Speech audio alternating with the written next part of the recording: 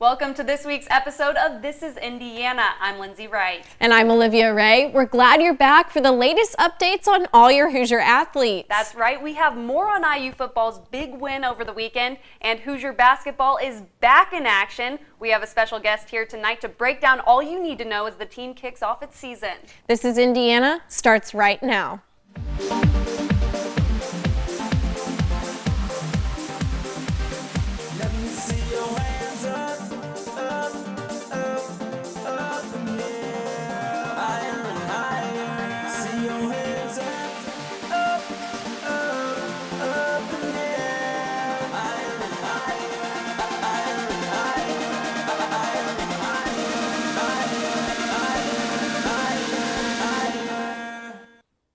Hoosier sports continue to shine as the fall season continues. Let's check out the highlights of all Indiana sports from this past week. The Hoosier football team traveled to New Jersey on Saturday to take on the Rutgers Scarlet Knights. Backup quarterback Xander Diamont put the first points on the board with a 59-yard touchdown run down the sideline for his third 50-plus yard touchdown run of his IU career. Quarterback Richard Lego started off the game on fire, completing 14 of his 16 passes, including a wild 36-yard touchdown to Ricky Jones. Hoosiers defense stood strong, forcing one fumble, 2 interceptions, and special teams managed to block a punt. Devon Redding added 2 late touchdowns in the third and fourth quarter to give Indiana a 33-27 victory. The Hoosiers improved to a winning record 5-4. The team hosts Penn State on Saturday at noon. And the number 4 ranked men's soccer team took on Northwestern in the Big Ten tournament quarterfinals on Sunday. The Hoosiers came out with a big win in overtime, 1-0 on their home field. Trevor Swartz scored the single goal that led to the victory. The 11-1-6 team moves on to the next matchup against number 20 ranked Wisconsin this Friday. And the women's soccer team season is over, but redshirt sophomore Michaela Brown was named to the Big Ten All-Tournament team. She's the first Indiana selection for the tourney since 2013. The Hoosier soccer team made it to the Big Ten tournament in their season for the first time since 2013 as well. The number 1 ranked men's and number 12 women's Hoosier swimming and diving teams continued their hot start to the season, sweeping Michigan State in a Big Ten dual meet at the Councilman Billingsley Aquatic Center. Head swimming coach Ray Luce decided to shake things up a bit, putting swimmers in events they don't usually participate in. Olympic gold medalist Lily King did not compete in any individual breaststroke events, but still shined, helping the Hoosiers win both relays and placing second in the 50-yard freestyle. Junior Vinny Lanza won 2 individual events himself, taking both the 200-yard freestyle and the 400-yard IM. Indiana also dominated in the diving well, winning all 4 of the springboard events. Olympic medalist Michael Hickson took both men's springboard contests, while Michelle Bauer and Jessica Parado gave the Hoosiers the edge on the women's side. Overall, the Hoosiers won 28 of the 32 events on the day. The men improved to 7-0 on the year, while the women now stand at 5-2. Next up is a non-conference dual meet with Cincinnati. The meet is slated for 2 p.m. Friday at the Councilman Billingsley Aquatic Center. After falling in 3 close sets at number 3 Minnesota Wednesday, the Indiana women's volleyball team picked up its 2nd consecutive ranked win at home Saturday, taking down the number 22 ranked Ohio State Buckeyes at University Gym. Senior middle blocker Jasmine McDonald continued her stretch of stellar play, posting 13 kills and 4 blocks. Outside hitter Allison Hammond recorded 7 kills herself in addition to a game-high 3 service aces. The thrilling 4th set featured 10 ties and 4 lead changes, with Indiana taking the final 3 points to earn their 5th Big Ten win of the year. The Hoosiers' record now stands at 16-11 with just 6 games left in the regular season. Next up, the Hoosiers head to Ann Arbor to play number 17 Michigan Wednesday night. It was a great start for the Hoosier women's basketball season this past Sunday. They started with a $4,000 check to the ALS Foundation before the game for ALS Awareness Day.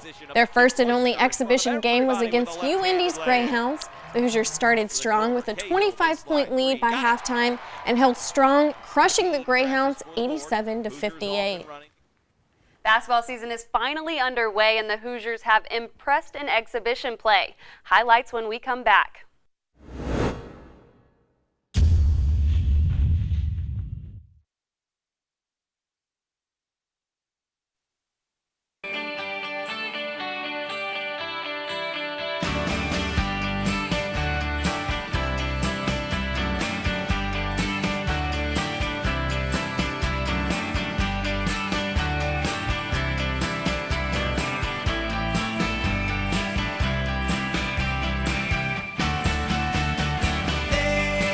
Hi, I'm Sage Steele of ESPN.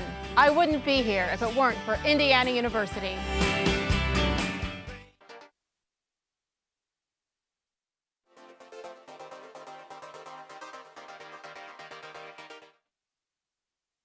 Welcome back to your favorite sports recap show. This is Indiana. Exciting news, Indiana basketball is back in action on the court. The men's team dominated in exhibition matchups last week. Now let's go over to Olivia, who has the latest breakdown on Hoosier basketball.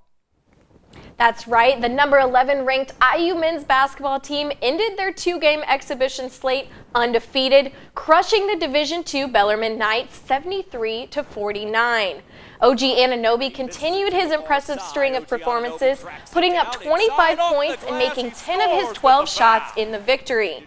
Anunoby added 6 rebounds and 2 steals while wowing the fans with his athletic playmaking abilities. Sophomore center Thomas Bryant added 11 points and 8 rebounds of his own, but it was his assist to Josh Newkirk that brought Simon Scott Assembly Hall to its feet. The Hoosiers begin their regular season Friday night when they face the number 3 ranked Kansas Jayhawks in Hawaii as part of the Armed Forces Classic. Tip-off is slated for 9 p.m. Eastern Time. And now here to tell us everything we need to know about Indiana basketball is Ben Wittenstein. Ben was on the call this Saturday for BTN in Indiana's basketball last exhibition matchup.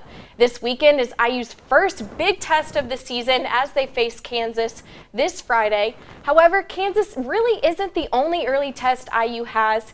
It has a very tough non-conference schedule this season, and with the departure of Yogi Ferrell and Troy Williams, Indiana needs a leader to step up right away. Ben, who do you think that leader is going to be? Yeah, especially with the departure of Yogi Ferrell, who was the leader both vocally and on the court. Troy Williams, obviously one of those leaders on the courts as well. I would expect someone like Thomas Bryant to step up. The sophomore, he's had a year at Indiana. He's had a year to really get used to his teammates, get the chemistry going, things like that. So to see him become a little bit more vocal on the court, off the court as well in practice, I mean, he's someone who a lot of people noticed was very emotional at times during the games. He's kind of cut down on that a little bit, but with that, he's able to kind of get his voice back and kind of direct the team a little bit more, being a little bit more comfortable with the departure of Yogi Ferrell. On the sidelines too, Colin Hartman is kind of someone who I expect to be a little bit of a leader, especially in the coaching position, because especially we know now that he's out with the knee surgery, he's out indefinitely, so he's not going to be able to play, at least on the court, but on the sidelines, he'll be able to coach him up, see things from different angles, and he is a senior also, so that experience is really invaluable to a team like this. Like you said, Yogi was a big loss for the Hoosiers, also in point production. Who is going to fill that spot? Well, I'd expect someone like James Blackman Jr., for example. He was out last season. He only played 13 games for Indiana, so that's going to really be an issue for him to kind of get back into things. But after the first 2 exhibition games, it kind of seems like he's found his ground. He was 0 for 7 from the three-point line against Bellarmine, but it really seems like he's got his shot back. It seems like he's able to really get his confidence back. So that's kind of big for them. Expect to see him probably be the points leader for this team, other than probably OG Anunoby, who's the next guy who kind of expect to take over in terms of point scoring for this team, because we saw him have 25 against Bellarmine. He was the leading scorer in that game, the leading scorer for Indiana. And against Hope, he was also one of the leading scorers with like 16 points or something like that. So he's going to be someone, he's electric. We know he can jump out of the gym. We know he can dunk the ball really well. But he's also someone who's been working on his three-point shot, working on his mid-range jumper. So that experience as well, for him to be able to get that next year in the sophomore eligibility, is big for him. Like you said, sophomore, we have several underclassmen that are going to step up to the plate here, and you got to see a couple of the freshman newcomers in action during your game. So who are those freshmen? Well, you look at someone like Curtis Jones, who came in as a freshman, highly touted recruit. He's going to be someone who might not see a ton of playing time, but he'll definitely see a good amount of playing time, especially in some of these smaller non-conference games. Then Devontae Green. He has surprised everyone, including starting with Hoosier Hysteria, where he hit 5 3-pointers in the Hope game. He was their leading scorer with 17 points, and he played a pretty good game against Bellarmine. So he's going to be someone as well who I kind of expect to take the role of OG Anunoby and how he did during the Big Ten schedule last year, where he kind of had a coming out party. So Devontae Green is someone who really have to keep your eyes out for. And then Deron Davis, the big guy down low, 6'10", 245 pounds, something like that. He's going to be a huge impact on this team down low for this team if he is able to work well with Thomas Bryant. So for them two to work well together, that's going to kind of be a chemistry issue. But as the schedule goes on, he'll be getting more and more comfortable playing in Big Ten play. And before Big Ten play, We have Kansas, North Carolina, Butler, Louisville, IPFW, all pretty tough games in non-conference play. What are going to be some of those first challenges and keys to Kansas? Yeah, well, obviously going into Kansas, that's going to be really tough. Bill Self, he always helps his team get ready for those first games. And with Kansas being the #3 team in the country, you can't really pick a more difficult opponent to start your season with. So this young team, and they are pretty young, especially with those 3 freshmen, who they are going to rely a lot on the point scoring, they're going to be tested pretty easily coming into Kansas, and especially going to Hawaii. Freddie McSwain, who I haven't really mentioned a lot, but he hadn't played in a gym with over 2,000 people before he came to Indiana. So for him to go to Hawaii, play at the University of Hawaii with 10,000 plus people, that's going to be a test for him. So really it's testing out a lot of these younger players, getting a lot of the older players back into the groove of playing college basketball schedule, which is always tough. But having to start with Kansas is always tough, and then going to the non-conference schedule, which is going to be a bit easier teams, that should help lighten the load a little bit as they move on to teams like UNC and Louisville and Butler. All right, well, thank you, Ben. And Bloomington is just completely abuzz now that basketball is back underway. So your very own Rob Sherrill has the Hoosiers on campus and how students are feeling as this season is officially underway.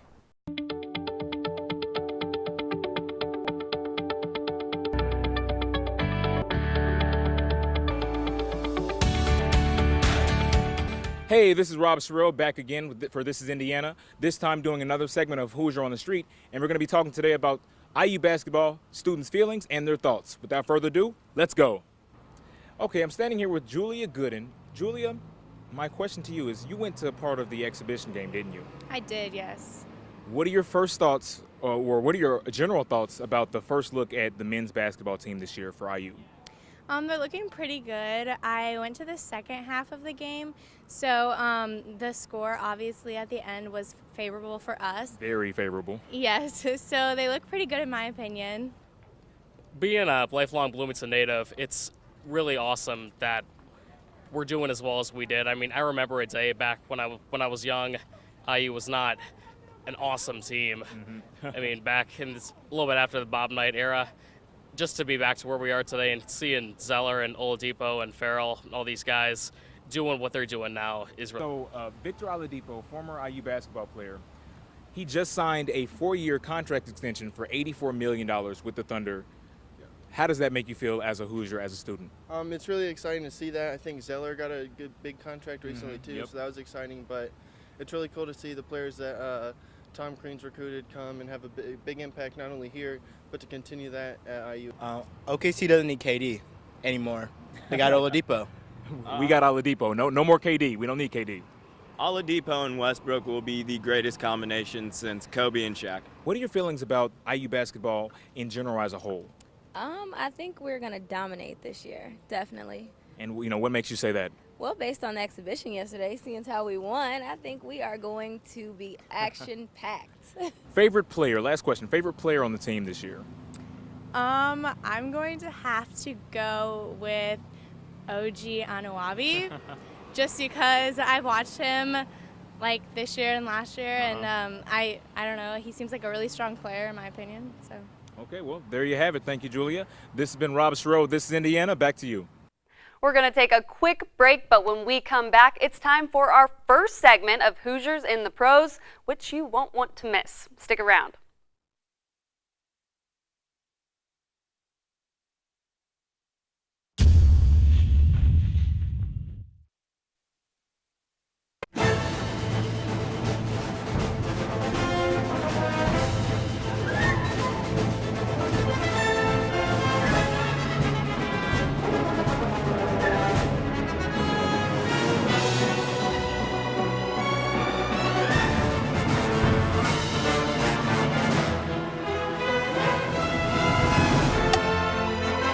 I wouldn't be here if it weren't for Indiana University.